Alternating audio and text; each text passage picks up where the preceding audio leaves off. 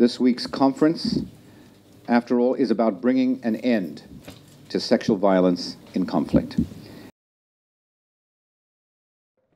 Thank you, Francis. And in some ways, I'm not sure if it's better or worse to go after those very moving stories, but thank you very much. I'd like to thank Deputy High Commissioner Kessel also for inviting me here tonight and for hosting this amazing evening. Oh, hello, Ambassador Rapp. I didn't see you come in.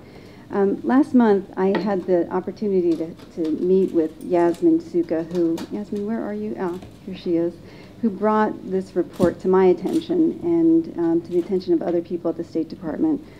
I have to also acknowledge Ambassador Rapp, who is here, Stephen Rapp, who is my colleague at the State Department, who has done an amazing job. He did one challenging thing for me, which is he went to Sri Lanka and caused such a stir there that when I tried to go after he did, they wouldn't let me come to the country. So he's a little bit of a rabble-rouser, so I have to point him out, and you should all say hello to him. He's doing just an amazing job. But Yasmin, I think I really have to thank you so much for the incredible work you've done about bringing all these stories to light, and I really have to thank you so much, along with Francis. You've just done tremendous work on our behalf, and really appreciate that. You've also brought some amazing survivors to talk to me, and I think you all tonight have heard some of these stories. I had the, I guess I say, privilege of meeting some of these people firsthand, and you know, one of the challenging things about my job is that I get to hear stories like this all around the world, and you know, sometimes, as I'm sure all of you are feeling, it's just you really have to wonder about the human capacity to inflict harm and evil on other human beings, and wonder why people do things like that.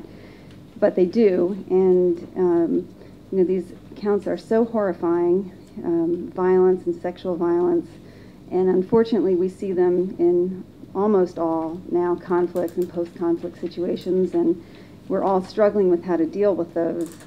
But one thing we do know for sure is that accountability is critical for reconciliation and for a durable peace process, and durable peace and a lasting peace. And we are all working. We have a wonderful ambassador, U.S. ambassador in Sri Lanka, Ambassador Sisson. We work very closely with Ambassador Rapp, and I do, working with her, and we have explained to the Sri Lankans that we are ready to work and partner with them to end this impunity, and that really that the key to them moving forward as a country is for them to acknowledge what has happened, what is continuing to happen, to end it, and to move forward. And I think you've seen in these moving testimonies that these people have suffered, continue to suffer, and it has to end, and we all need to stand together to make that happen. So I want to thank you all so much for being here.